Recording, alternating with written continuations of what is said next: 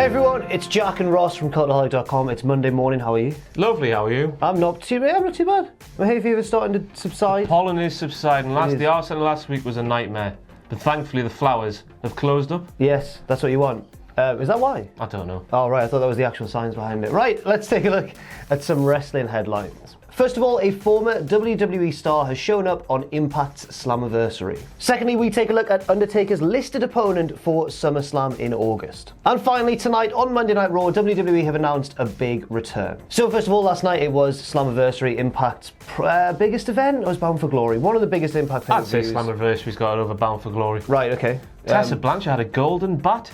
Yes. That's the only bit I've seen. I've seen Tessa Blanchard's entrance and that's it. Tessa Blanchard main evented in an intergender match against Sami Callihan, but the biggest talking point probably came after the Impact title match between Brian Cage and Michael Elgin.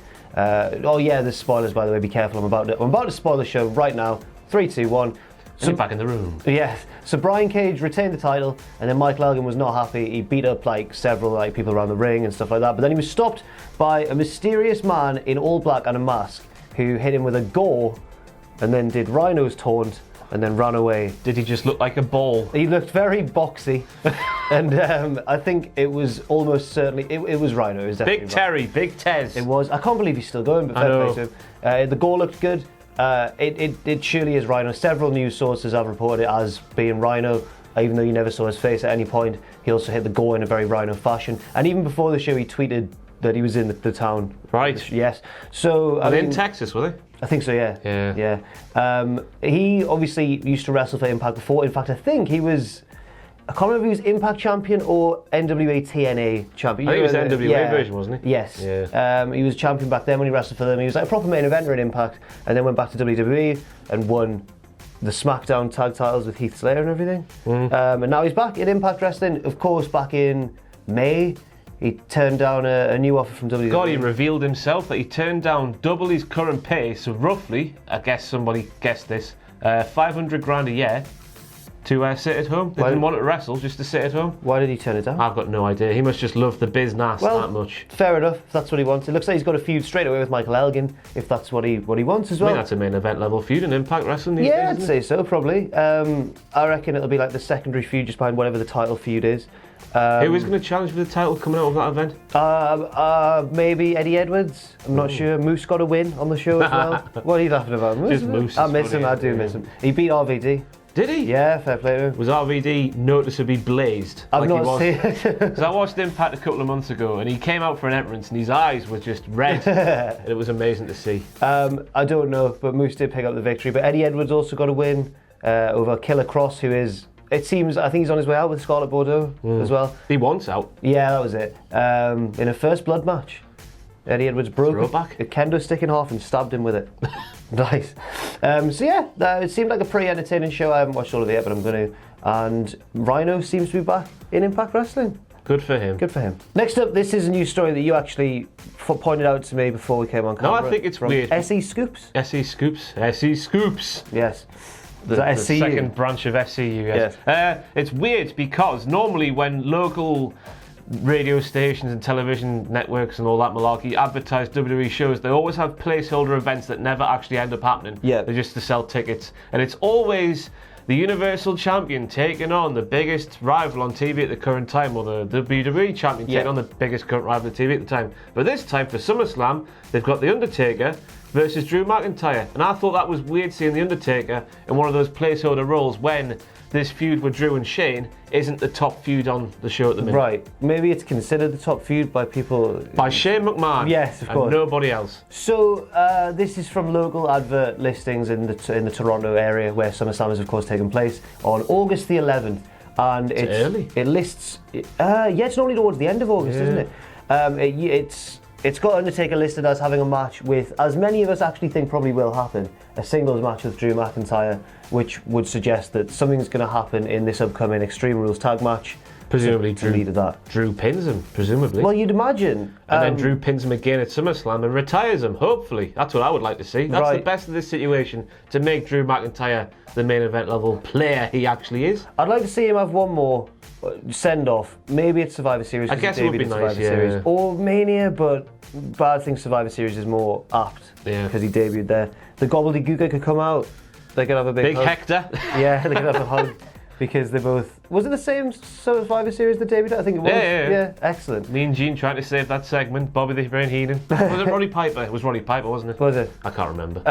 So yeah, it looks as though, according to this at least, we're potentially going to be getting Undertaker versus Drew. I'd quite like to see it. I think that Drew's fantastic and could probably have a good match with Undertaker. Yeah, absolutely. Or at least, an alright one. Yeah. I'm just happy that this... Remember, did you see the picture they put on Instagram last week of Sting and The Undertaker? Oh, yeah. I'm happy that's not a match. I was worried as well. I'm happy that's just a thing they're doing now. Sting's what if? Not hinted at all, is he? That he's coming out of retirement. I didn't realise that Sting's 60. Is he? Sting is 60 years old. Oh, he looks quite good. I know he does, yeah. That wouldn't have been pretty, though. No. As long as Undertaker's in there with young men who can run rings around him, it's fine. Yeah. That includes Shane McMahon, of course. Shane's really good. So this Extreme Rules match coming up is, of course, just to recap, is Shane and Drew versus Undertaker and Roman. And then it seems like, according to these local ads in Toronto, that it could lead to Drew versus Undertaker at SummerSlam. Yeah, again, it's just important to say, don't read too much into this. It's just wait to see Undertaker on all these placeholder roles where you normally get a basic Universal Championship thing listed. Next up, WWE.com have announced a big return to Raw for tonight's Raw, actually. I'll just read out it's not very long, so I'll just read out what they've said on the website. Following the unbelievable set of circumstances in which he was forced to relinquish the United States Championship due to a shoulder injury, Rey Mysterio will return to Raw this Monday night. What will the greatest mask of all time have to say upon his return, and how will he impact the ever-changing landscape of the red brand? That's true. It's a very changing landscape, to be honest. Find out when Raw goes down this Monday night on the USA Network. Trevor, I want a match. Trevor? Ricochet? Yeah, that's what it'll say. Of course it's going to lead to that. Yeah. I was about to ask, I was going to be like, who do you think he'll feud with now? Shades of the WCPW World Cup. Was that where it happened? Ricochet versus Rey Mysterio. They did the old Ray and Eddie thing off the ropes, the moonsault and whee. Oh, did they? Yeah. I remember Ospreay versus Mysterio. Was that Ospreay? No, it was Trevor. Ospreay was Trevor. I think Ospreay wrestled him. Yeah, they did that as well. We did have Rey Mysterio versus Ricochet, but I think it was a non-tournament match. Right, I see. They did the old Eddie Guerrero off the ropes and the Halloween Havoc. Yeah. Wow. I can't remember that. They might do that again. I think you're right. I think it's going to lead to that feud. It seems to be like, I never really lost that. Give me a shot. Yeah, because you can't go after Samoa Joe now, because Samoa Joe's gone on to bigger and better things somehow. Yes. I was worried when he lost the United States title, but I'm glad that he's been elevated. It's weird how he's got there. I'm not complaining, it's just weird how he got there. Yeah, it is. But I'd like this. I don't want to win out of Kofi and Joe. I like them both. I want Joe to win. I think he probably deserves it. He needs it. But yeah, Ray's coming back on Raw. I think you're probably along the right lines there. You'll ask for, especially since they've mentioned it in the article as well. Normally you can get a little clue as to what's going to happen from the wording of it, and it's mentioned the United States Championship straight away.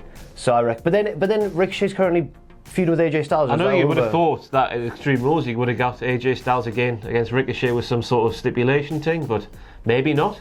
Maybe the club are just going to go on and I don't know what the club would do if they didn't fight Ricochet for a bit. Maybe that's it, and that little mini feud was just to turn Styles heel, and now he can move on. And Trevor runs away because he's scared. I keep calling him Trevor. I find it funny that his name's Trevor. It's a good name. Trevor. Big Trev. And finally, just a bonus news story. It's not really a news story, it's more of just a thing that's been happening on Twitter. Well, I guess it is a bit of a news story. Sasha Banks has been in Japan hanging out with various Japanese wrestlers. You're actually scared. She can't do that. They don't work for WWE. Right. So I've said in my notes here. Obviously, it doesn't mean anything concrete with regards to her relationship with WWE. No. But it's behaviour that you'd maybe expect of someone who would rather be out there. I mean, I guess it's a bit of a different circumstance, but we saw when Jimmy Jacobs did the old picture with the elite members. I know that's very different. Yeah. But WWE don't seem to like their superstars posing pictures with different people from different promotions. Yes. I think that it's the behaviour maybe of a disgruntled superstar. Well, I thought she was coming back. All the signs was the latest reports were saying she was coming back very soon. She was recording stuff for the 2K20 video game. They had this meeting or whatever, and then it was all going to be roses and all that malarkey. But no, I'm getting a bit bored of it now. All this rumour and innuendo about Sasha Banks. Just come back or go away. I reckon she'll be gone. I reckon she'll be good. I hope it's not like a Luke Harper? A Luke Harper situation, yeah, where they're just adding time into a contract for a time she spent on injured. Yeah. Well, There could be. Yeah. She has had a bit of injuries, hasn't she? Yeah. Yeah, she was hanging out with various wrestlers. The biggest one I think that she took a picture with was Naomichi Marufuji of Noah, because he's one of like the biggest names outside of New Japan in Japanese wrestling.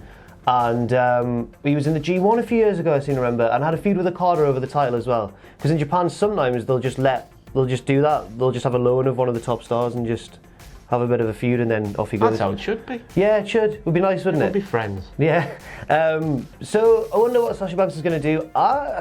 If we get towards SummerSlam and she's not returned yet or hinted at a return, I think it's going to be quite interesting to see what... It was supposed to be, what was reported was Money in the Bank was the night where she was supposed to be coming back to work, but she never did. Or she might have done, because she was filming the 2K20 stuff after Money in the Bank, I think. God knows what's happening. Do you see the video McCarthy, her husband, put up on her Instagram? No. Disgusting. 5 a.m. wrestling fans in an airport with their full books of like all the merch. Really? At 5 scandalous. Go on McCarthy's Instagram if you want to see that It's only a few seconds. Was it them getting off the plane? It's just him walking. I think it's McCarthy himself walking through the airport, but he just films these scavengers, these dirty men with their big books of merchandise, and it's horrible practice. Just to sell it on eBay. Yeah. Oh dear me. Horrible people. So we'll see what Sasha Banks does. Ray's going to be on Raw. Drew might be wrestling Undertaker, maybe not. And Rhino seems to be back. Or Romani looks very much like him, seems to be back in Impact Wrestling. Might be Heath Slater. We haven't seen him for a while. It's not. It's not. Thanks very much for watching, and let us know what you think in the comments section down below. You can follow Cultaholic on Twitter @Cultaholic and on Facebook at facebook.com/Cultaholic. If you enjoy what we do, then please do check out our Patreon, patreon.com/Cultaholic, where you can pledge. And don't forget, of course, most importantly of all, to hit subscribe and to join us.